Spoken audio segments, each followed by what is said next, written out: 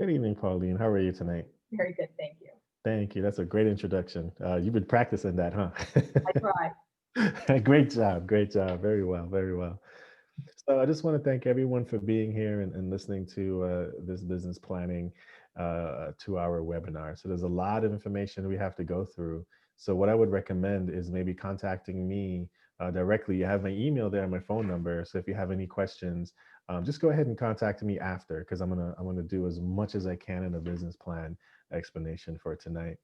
So as you remember, well, first, I want to say thank you to the Greater Bowie Chamber of Commerce. Thank you, Pauline, and Terry for going through so much and selecting me as a company and my team for doing this. And it's this is a moment of pride for me because this is what I do. This is what we love to do. We love helping businesses grow and expand and finding new ways of doing things differently. That's the most important part about this whole webinar series. So thank you for selecting me and my company and my team for doing this. We're all excited to do this, and we look forward to meeting you face to face one day very soon, and working with you face to face one day soon. A little bit about the webinar series before we get into it. This is the second webinar in a 12-part webinar series, and there are two sections to the webinar. The first section is what we're in right now. So we are in January, and we go up until March. That's the first section. And every week for the next 10 weeks from today, we will have a series of webinars that builds upon one each other. It's a programmatic approach. So we build one webinar on top of each other. Then what we do next is we start off with topics, for example, on goal setting, which was our first webinar last week. And we get all the way into operational management of your business. So we really get into the nitty gritty of things, and we'll have a different set of speakers who are going to do presentations on a variety of different things. Also, we have a couple, one federal government colleague of mine.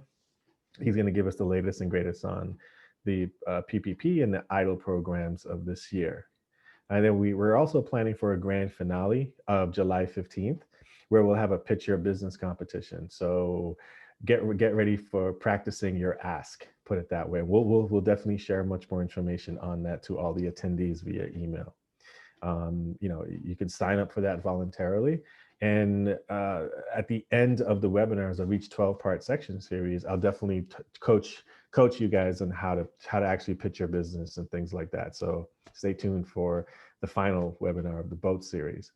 And then we will definitely select the first place winner, who will receive a wonderful prize from one of my colleagues. We're setting up a really nice prize for that first place winner. So my pitch for you tonight is to ask you to do simply one thing: find out where to sign up and return for all the webinars, all 24 webinars. They're packed of information, especially in this pandemic era, in terms of how to pivot your business and finding ways to stay alive, basically. I mean, I'm in business as well. I'm a business owner, and we all have to find ways to continue to be successful and obviously make money, have revenue, create profit, and hire people, and obviously feed our families. That's what this is all about. So in moving forward, we're going to be talking about executing your business plan. So tonight we are talking in three different areas. So this is essentially my agenda for tonight, if you will. We're going to be talking about what exactly is your business plan. We're going to be talking about, why are you writing your business plan? And we're going to be talking a little bit about elements of your planning, elements of planning your business, and then obviously what's next. Okay, it's always a what's next. There's 12 webinars. What's next? We keep moving forward. What's next? So when I work with my clients, and normally when I work with people developing a business plan, these are the areas that I work on. These are just the um, high level table of contents, the thematic areas that I work on. Establishment all the way to replan strategy. There's a lot of information that we're going to talk about tonight. So what I want to focus on tonight is these three areas: the business direction, your SWOT, and an exit plan. So what I'm going to do is I'm going to focus on these three, and there's a lot of information. And what I would do next is, if we have additional time after, I will go back and pick on a few areas. So I'll probably go back and do the analysis part, right?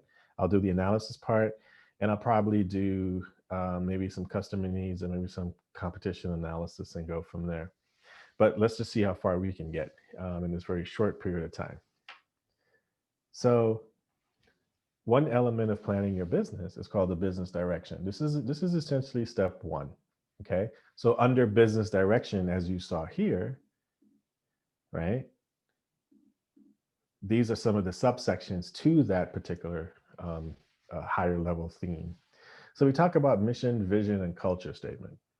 A lot of us know what mission is. A lot of us know what vision is. But how many of us here know what culture statement is? And culture statement essentially looks like this. Whenever you walk into a business, sometimes you know exactly who the business owner is. The business owner represents the sort of, they're the captain of the ship, and the captain of the ship or the leadership of the organization, they have a certain culture about them. Now, when I talk about culture, it's not about something that we normally understand. It's more like, what is the feel of the company when someone comes in? Is Do you feel like a fit for that company? So you definitely want to have a very clear culture statement. The reason why you do that is because when you have a hiring system, which is part of your business plan, you want to be sure that the people you hire match the culture of your company. Um, and that's why you have to define what that culture statement is. A lot of companies don't have it. Some companies, a lot of companies I work with don't have it, but some major corporations do. They understand their culture, they understand who they want to work within their walls of their company, and now within the internet world of their company, because we're all on Zoom. So what kind of folks do you want working with you? What are their attitudes? What are their beliefs and things like that? Are they mission focused, vision focused, things like that? So you want to have that kind of culture. We can go into that in greater detail, but that's kind of the essence of what you're talking about. So, for example, a culture statement: what kind of friends do you want to be around? So in your business, think of it that way. What kind of people do you want in your business that represent your business? That's probably another way to look at it. The whom of your business. Who is part of your business? Who are the owners? Who are the partners? What does your business structure look like? What is your organizational chart? Um, who has what position and what titles? If you're a solopreneur, you pretty much have every title and you own every position in your business, in your company. So you definitely want to understand the whom of your business. What are you selling? Now remember, when you talk about what are you selling, so yeah, the whom of the business is really about your business structure. If you're a solopreneur, obviously the whom of your business is you're pretty much it. You are the business. You're pretty much Your business structure is going to be, or your organizational chart per se.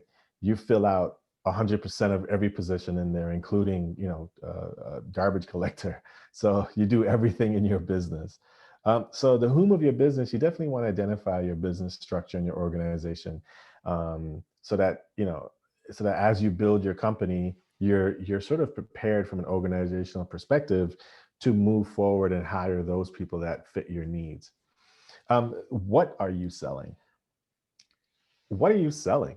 Sometimes we get into this question, and people say, "Hey, I sell my service." I think we have someone here in engineering consulting. Well, I sell consulting. Do you really? No, you don't. What you're selling is, what is the problem you're attempting to solve? So whatever business you're in, you may be selling an auto mechanic. You might be selling your mechanical service, but you really aren't. I don't know how to fix a car. My problem is I got to find someone to fix a car. So what are you selling? What is the problem I'm trying to solve? I'm not trying to fix a car. I'm trying to find people who don't know how to fix a car. I'm selling an opportunity to take that off of your plate. So I'm selling the idea to calm you down so that you don't have to worry. What you do is fix a car. What you do is engineering consulting. But what is it that you're actually selling? And that's a question you have to go through and figure that part out. Because if you're selling, I've met a lot of folks who sell clothing materials and things like that. Are you selling a t-shirt, or are you selling a lifestyle that's attracted to that t-shirt as a brand? Like for example, certain sportswear. They don't sell the sportwear, they sell a lifestyle. Are you fit? Do you exercise? Do you go outdoors? Do you do these things? They sell the lifestyle, not the t-shirt. And that's really the question that you have to ask yourself. Again, what is your solution to that problem? Is it something unique that you do in your business that you can say, well, I have this process. I have a very unique process that takes you from point A to point Z, and this is my unique process. So what is your solution to that problem that you're attempting to solve for the person buying your particular solution? So, excuse me, you also want to understand who will buy that solution from you. Who's your target market? You know, Figure out your customer profile. Who are the folks that will give you money for your solution? Who will buy from you? And that's the most important thing to understand is we have 335 million people in the United States of America currently. Not everyone's going to buy your solution. So at least find 100,000 people who will buy your solution. Start there. And who do they look like? Where do they work? Who are they? What books do they read? You know, Develop a very detailed customer profile. Okay, because it's a lot it's a lot cheaper to market to 100,000 people than it is to market to 335 million people. So understanding your target market helps you understand who you're going to market to. And think of it this way: it increases your probability of getting a yes, right? It's easier to ask 100,000 people, will you work with me, versus asking 335 million people, will you work with me? You're going to get more no's. And it's probably less expensive to get more yeses from people that would have a higher probability of getting a yes to your company. And again, in the business direction, what are your overall goals for you in the business? Now, there's two things in there. What are the goals? We talked about goals last week. But again, it's you and the business. A lot of business owners who come to these webinars, they're pretty much solopreneurs. If you're in it for yourself or you have a team of 5, 10, 15, 20, 100 people, you're still part of that business. So what do you want to get out of your business, right? What are your goals? And what are your business for the goals? Because you're the business owner. So you have to really identify what those things are. And then you work in that together. So that's the business direction. The other part I want to talk about this evening is the SWOT analysis. The SWOT analysis, we all know what a SWOT analysis is: it's strengths, weakness, opportunities, and threats. So the way we look at a SWOT analysis is sort of like it's an introspection and and something external, an external inspection of what's happening to us in our business. So our strengths and weaknesses are considered internal. What are internal strengths of not only the owner, but our team and the company? And we looked at our weaknesses, right? So that's internal. So some examples of strengths could be on a personal level, it could be your education. I have a degree in X, or I have years of experience in doing X. Some of your strengths could be your location. I have a great location. Some of your weaknesses might be your education. I have my education, but I need to learn more. All right. We can all learn more. For example, that's a weakness. Now, remember what I said: introspection. We have to be realistic with ourselves. So the idea of saying, giving yourself that self-analysis from a very objective level, saying that you need more to learn isn't something that a lot of us can do. It's an ego, because like, oh, I know enough. No, no, no. It's always good to learn the next thing. For example, a lot of business owners, when they start their business, they're technicians. They're very good at what we do in terms of, I can fix this widget. But do you know business accounting? That's a weakness. We have to learn that. Do we have a hiring system? That's a weakness. We have to talk to someone who has an H&R experience and close the gap on those weaknesses. So just be realistic and honest about the weakness of the internal aspects of your company, because it's an opportunity. We go to opportunities, the external part, to correct those weaknesses. You see? So there isn't a formula for this. What it really is just really doing an understanding of really looking at yourself in the business from a very realistic level and just being honest and just saying, listen, this is where we want to be. And so the opportunities is always growth. What are some of a lot of your weaknesses become opportunities. So if you have a weakness and I don't understand business accounting, that's okay. The opportunity, which is external, is to hire someone to do that for you. That's the opportunity. I don't have any clients right now. The opportunity is understanding sales and marketing and target marketing and understanding your niche market to get those clients, right? And that's how your weakness can become an opportunity. So it's kind of like risk mitigation.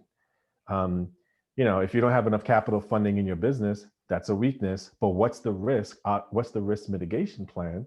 Is to create an opportunity to find capital in your business by selling your first product or your second product or growing your business to the next $1 million level. Your SWOT analysis should also happen quarterly, because your strengths and weaknesses, opportunities and threats, they change over time. So don't just do it once. Do it do it on a cycle, every quarter, every month, once a year, whatever you're comfortable with, whatever is realistic for you in the type of industry that you're in. Then do that. I do mine quarterly because I'm also a business consultant and things change. You look at those different opportunities and the strengths and weaknesses in the company and try to figure out, well, shucks, this is changing in my industry. So I have to alter my offerings. I have to alter certain things that will keep me ahead of the game and keep me, keep my business growing in that sense. And threats are also external. What are some of the threats that come to a business? Obviously, we're living one, the pandemic. No one really knew. Well, you really can't plan you really can't plan, but what you can do is understand it from a risk perspective. So think of threats as a risk. If you have employees, well, some of the risks there is, what if an employee quits? Well, the opportunity there, you go back to your opportunity. It says, I have a hiring system. I can bring someone quickly in. That's how you mitigate that threat, right? Oh my gosh, what would happen if we have a further shutdown? Well, the opportunity there is, that's the threat. Your risk mitigation plan is to say, well, how do we increase our cash reserves, right? How do we talk to our business banker to say, hey, could we get a line of credit if possible? So those are some of the things that you want to look at for every threat. Some of the threats you just don't know. There are things that we don't know what's going to happen tomorrow. We don't know, but you definitely want to have some kind of realistic threat assessment within your business. And what I also tell business owners is, talk to people in emergency management. When I used to be an executive director, second in command of emergency management agency, and every year we did a threat assessment. And there's a process under FEMA to do it. It's called a THIRA, to do a threat assessment. So, we always look at where we are. What are some of the natural threats that come within a certain region? Is it snowfall? Is it earthquakes? Is it volcanic eruptions? Is it, we even look at, electromagnetic pulses from the sun. What would happen if these things occurred? Well, why don't we design, that's the threat.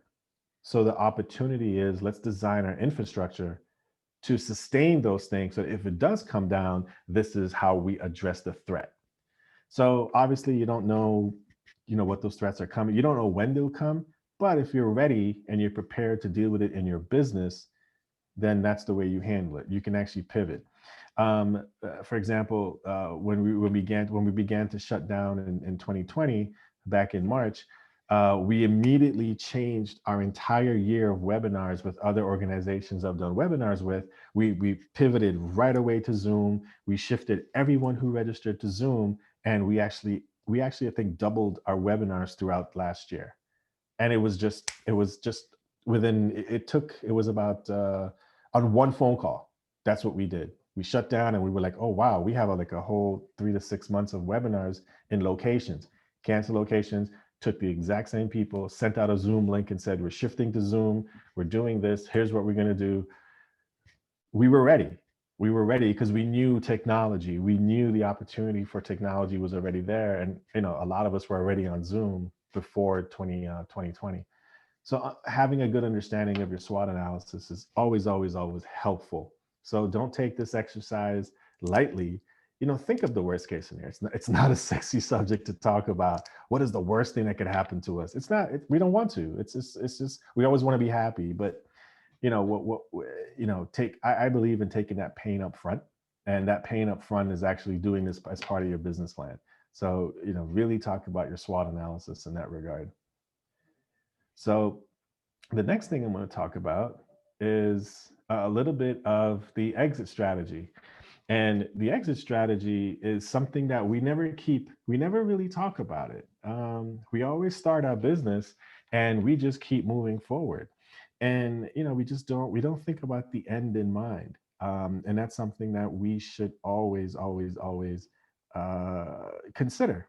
Um, and when I talk about the exit strategy, it's literally that. How am I going to leave my how am I going to leave my business? What am I going to do when I'm done? Um, and that's exactly what we're going to talk about, the exit strategy.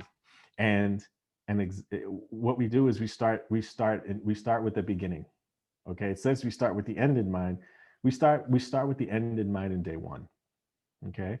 So are you always going to do this as a business owner until the rest of your life? You could. You definitely could. This is what you enjoy doing and this is what you like. But then when your business is finished, what are you going to do next? You know? So we talk about what is your exit strategy. We talk about how will you walk away when your business is complete. So building a business plan and executing and implementing your business plan is literally talking about completing your business. It's literally talking about what happens when I get to the first finish line. Okay, so if you run a 100-meter dash in business, you're not done when you get to the finish line. That's just your first tier of success, right? So let's just pretend for a minute that that's when your business is up and running. You have a general manager. So the idea of ending your business is not something that we want to talk about because we just want to keep doing it for the rest of our lives. But that's an option. But you have a lot of options for completing your business. Is there a monetary amount that you can say, you know what, when my business gets to $1 million revenue a year, and maybe I have another $500,000 in profit, my business will grow. I'm going to hire a general manager and I'm going to take a step back.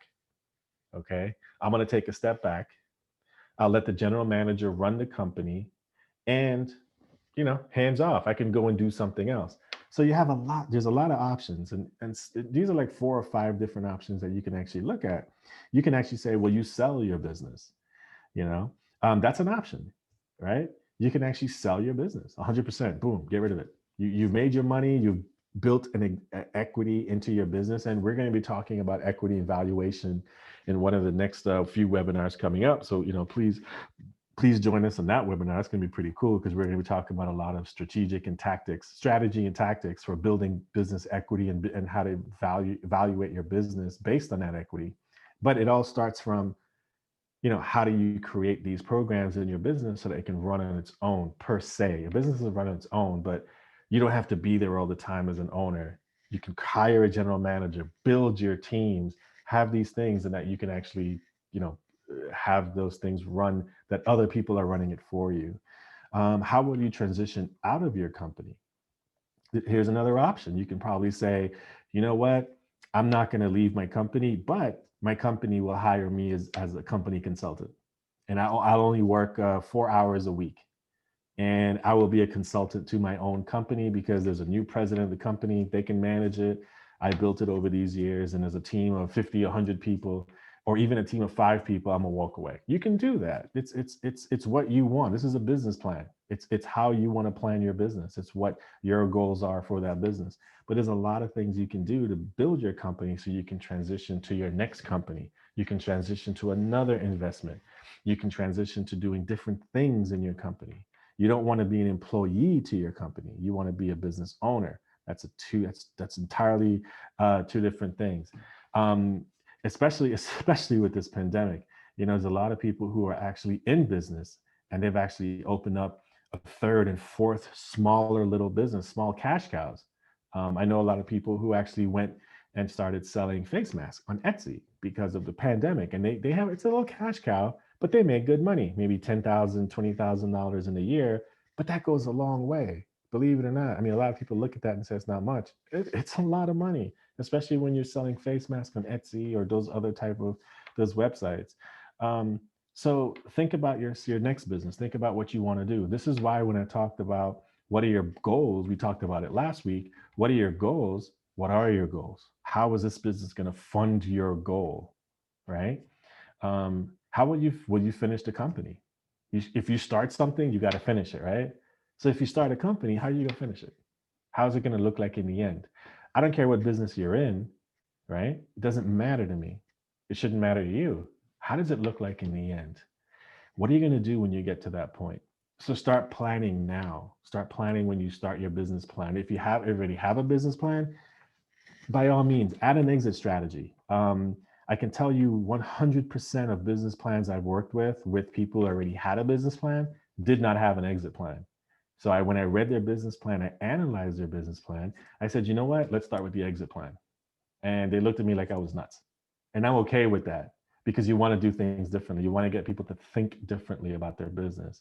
You don't, you don't want your business to feel like it's you that you're an employee to your company. You're a business owner. Let's build it in a way that you can expand and grow so you can take a step back and enjoy the fruits of what you've done and the and benefit from your growth of your company. So another option is be a silent partner. Depending on your business structure, depending on your tax structure of your company, if it's an LLC, an S corporation, a C corporation, a B corporation, all those type of things, be a silent partner. Just sit in the background.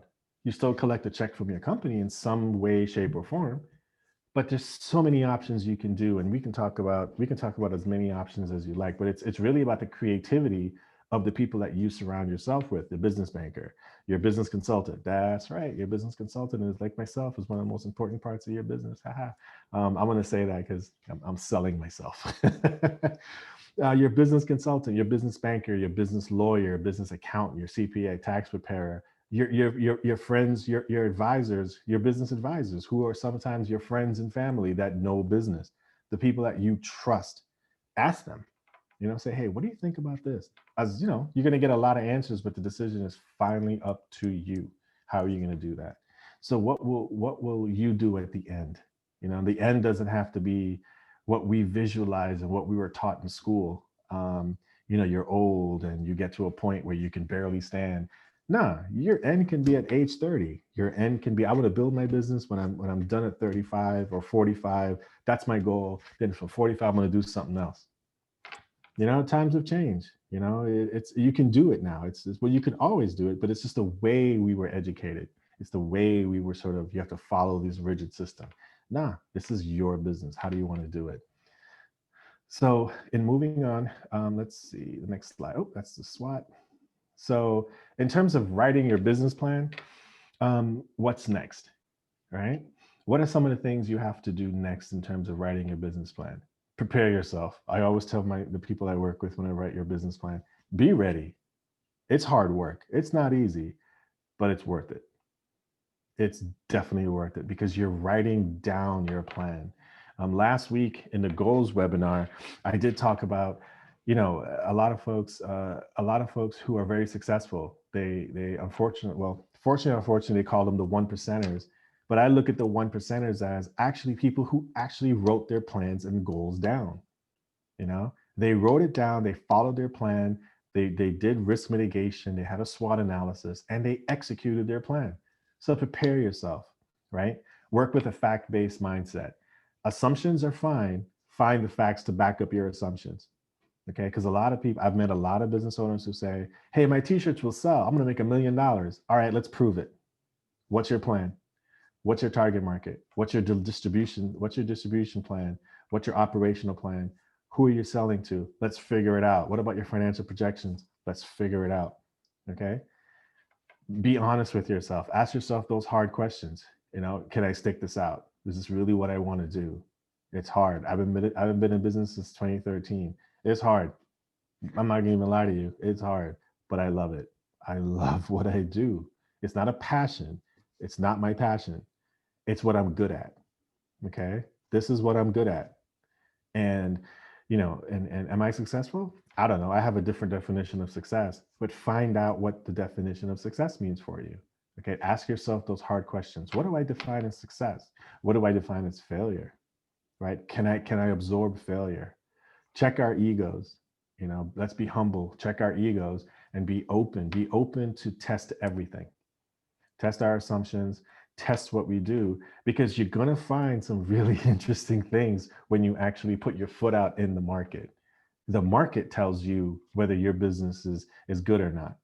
Not necessarily a business plan, not what you feel in your heart or in your mind. When you put your foot out there, people are going to say, wow, you have a great business, I'll work with you. That's when you know you got it. Okay. We live in this society where the market drives business, not the other way around. So the market are the people, right? People buy from you, it's because you solved a problem. We talked about earlier, we solved a problem. We solved their problem. So guess what? We're going to be successful. And that's the most important part. Change your perspectives. My perspectives has changed. I have an MBA from UMGC from Maryland, and a lot of assumptions, a lot of perspectives, and even my perspective from yesterday has changed. I looked at something differently, and I said, wow, that's a really cool way to look at it. There's a saying that you should have an opinion, but your opinion shouldn't own you. That means that you definitely want to change your opinions. We're all humans. We all have a nuance way of thinking, and we're all nuanced in our own way. We're not. It's not black or white. It's actually a lot of gray area, because we can then shift. We can then look at different things and see things from a different perspective.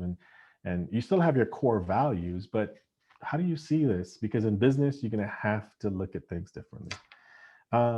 Accept the changes. Accept them. They're hard to accept, but you certainly want to make those changes and be realistic and make quick decisions, right? Even when you write your business plan, you may want to say, gosh, I really love my financial projections. They look really good. Yeah, but is it realistic? Are we really gonna are these numbers real? Have you tested them? Do you have fact-based data behind it to prove on some level? It doesn't have to be perfect, but I would say get to 80% if you're not in business yet. And if you have data, use that data to show your trend. So be realistic. And obviously, you definitely want to invest in yourself, you know, engage your resources, invest yourself, take yourself. I still, I've been doing this since 2013, and I'm actually entering two different programs that's going to help me professionalize even more of what I do, my consulting and my coaching. I do a lot more, and I want to learn as much as possible. So invest in yourself. I don't, for the engineers and the doctors and the lawyers, doesn't matter what field you're in, reinvest in yourself. You're here in this, you're listening to this recording. You're here, you're investing in yourself. That's an investment of time, right? And time is so important. We can't get our time back. You can make your money back, but you can't get your time back. So that's an investment, by the way, just going over certain things. And Pauline, it seems as if we have a lot more time left, or at least maybe another 30 minutes, if that's correct. Yes. Okay, so I'm gonna go back and I'm gonna pick on a few areas to talk about. Um, when I talk about investing, let me talk about the industry. Where should I focus on? Let's talk about the industry analysis and the market analysis. Okay. So in the industry analysis and market analysis, this is about research. Okay. Um, whether you're in business or not, whether you've started your company, whether you're 10 years in business, 20 years of business, or less than 1 year in business, I always my best advice to everyone is do your research. Never stop researching what's happening in your industry. Never stop researching and understanding what's happening in your market. So the difference between industry and market, think of it this way. Let's think of a pair of jeans, for example, right? A pair of jeans. The industry makes the jeans. The market sells the jeans. Now, when I say jeans, I don't mean like DNA. I mean like the jeans you wear. I just want to make that distinction. So the industry creates the gene. The market sells the genes. That's a very simplistic way of looking at it. So if you're in the business of creating something, what I would say is what I would say is this: uh, look at your raw materials. If you are in the, let's say, engineering field, you definitely want to understand what's happening to companies who are creating things in the engineering field, right? What are some of the new materials that are being developed by the industry? There are trends in the industry. There are global trends in the industry. You definitely want to understand what's happening at the higher level that service your market, right? So going back to jeans, it's the raw materials of the industry, how they affect the prices in the market. So what's happening in the industry? You definitely want to do as much research as possible in those areas. Okay. Your market is more like that has a little bit of competition analysis in there. So you understand who are the big sellers of your product, what's happening in the market, why are consumers in this market, why are they spending so much money in this particular market. There's a lot of trends you can actually tease out of that market analysis, whether you're selling a commodity, whether you're selling a professional service. The market tells you. For example, if you are in a professional service, whether it's consulting, no matter what type of consulting it is, you better understand what's happening in artificial intelligence, because the artificial intelligence tools, they're advancing, they're moving to they're creating new computing power that artificial intelligence is spitting out certain answers. So what are the gaps in your business from a SWOT analysis, right? The threat is actually artificial intelligence. The opportunity is understanding artificial intelligence so that you can augment your business to address that concern on a very high level. That's what I'm talking about. So that's what industry analysis and market analysis is. It's really understanding what's happening in the field that you're in your playground. All right. You want to know what's happening around you. You're not doing business in a vacuum. So understand, what's happening there. Your market analysis, the exact same thing. And there are different levels of it. Obviously, global, regional, local. We want to understand what's happening in those areas as well, different levels, and how they will impact you and your business. It's very important to take a look at that. So your competition analysis that's a great segue for market analysis, because your competition analysis will make you understand where am I in my business today. If I'm 5 years in business, I need to find companies who are kind of in my arena, in my UFC octagon arena.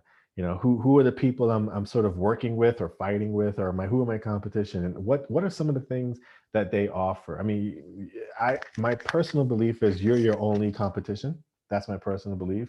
Um, but sometimes you just need to see what's happening in your playground, what's happening in the area that you're playing in terms of a business owner. So what are other companies doing? How are they dealing with certain trends, and who are they? What's their market? And just understand who that person is.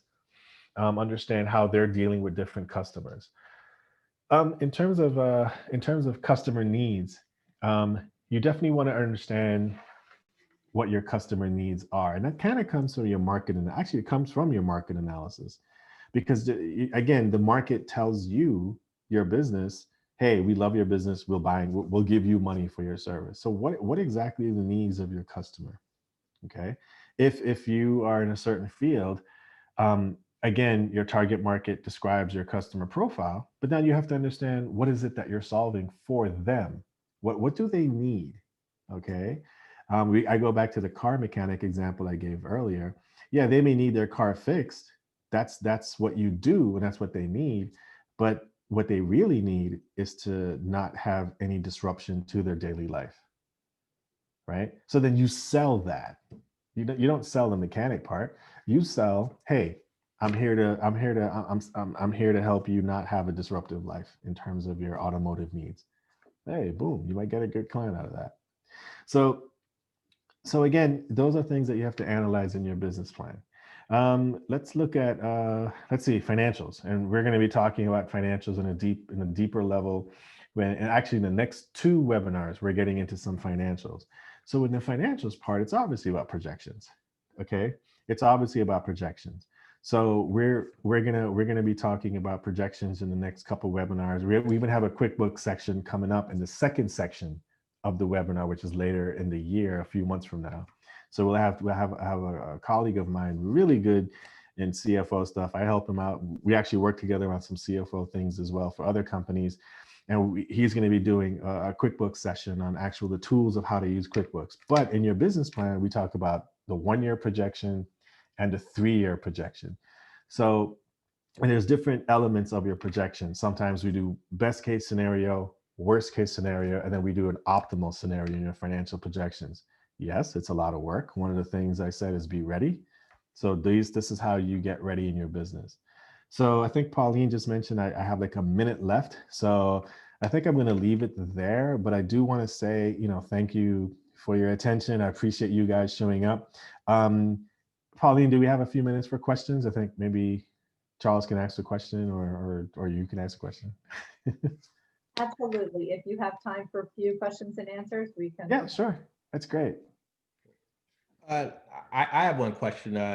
I know you said earlier, is it better to focus on what you're good at or what you want to do when starting your business? Because I thought that struck me as very important. That's a great question, Charles. There's many schools of thought on that. Some people say follow your passion and do that. Some people say, find what you're good at and then monetize that. So there's a lot of ways to look at it. Sometimes you don't even have both. You may learn a new skill and be really, and love that skill and then do that and monetize and make money off of that and live off of that. My personal opinion on that question, the way I answer that question is find out what you're good at. that's kind of where, and remember, I'm not saying do what you're good at. I said find out what you're good at, right? I think you mentioned that you're an engineer. So if you're really good at engineering, you're really good at analyticals. What kind of engineering you're in, by the way? Electrical, right. Power. Power. There you go. So, I mean, you're not good at electricity. Obviously, you're not the who's the electrical guy in the cartoons era. You're not that particular superhero. But you're good at something in the electrical engineering field. Find out what that is and then focus on that, and that would be your expertise. Okay. Now, my thinking and logic in doing that is, it's kind of like if you're chasing 3 things, you're only going to get a third of what you're chasing. If you chase one thing and you're really good at it, you'll get closer to 100%, or at least 80 to 100% of what you're chasing. Now, there are different theories and a whole bunch of stuff out there. But if this is what you're good at, electrical engineering, then find out what you're really good at within electrical engineering. Okay. And then be an expert at that, and then find people who will pay you to do that particular service that you can offer. So that's a great question. Thanks, Charles. There's a lot of ways to look at it, but that's just my way of looking at it. You have to find your way, but that's just how I explain it. I explain it to like a lot of kids as well. It's, a lot of people say, follow your passion. Well, kids, what is kids' passion? Staying home, relaxing. Pauline has teenagers, staying home, relaxing. That's your passion? Really? All right, we'll make some money off of that. Really? It's not going to work. But if you find what you're good at, that's a lifetime thing, in my opinion. Be good at that and find a way to build a business off of that. So, with that, I'll leave it there. But so I just want to say the next webinar is next Thursday, same time, same place. And it's a good buddy of mine, colleague of mine, business partner of mine, Mr. Charles Mott. We're starting the financial part of this whole webinar series. He's going to be talking about financial literacy. It's going to be interesting. We're going to be talking about the numbers. So, hey, Charles, invite as many people as you like. You're a numbers guy, so you're going to love this part. I know that. So he's definitely good at this. I'll be in the webinar as well to introduce Charles as well. He's a good buddy of mine. We work together in the same company and whatnot. And he has years of experience in financial literacy. So, and the pandemic has really changed the way we look at financial literacy and things like that. So this is where we are. So I'm going to turn over to Pauline. Just want to say thank you, Pauline, and thank you everyone for being here. And, just looking forward to next week and looking forward to the next steps. Thanks, Pauline. Okay, no, thank you so much. Again, another fantastic webinar by 1917. So thank you. And I just want to say now more than ever, we need business plans. No longer can we live out of shoe boxes in our financials. So if we could just take a moment, Charles, if you could fill out our poll, you can do it anonymously. I'm going to launch it. It's about 6 questions. And just thank you for joining us today. Again, Eric, always a pleasure. And this concludes our event. Okay. Thank you. Thanks.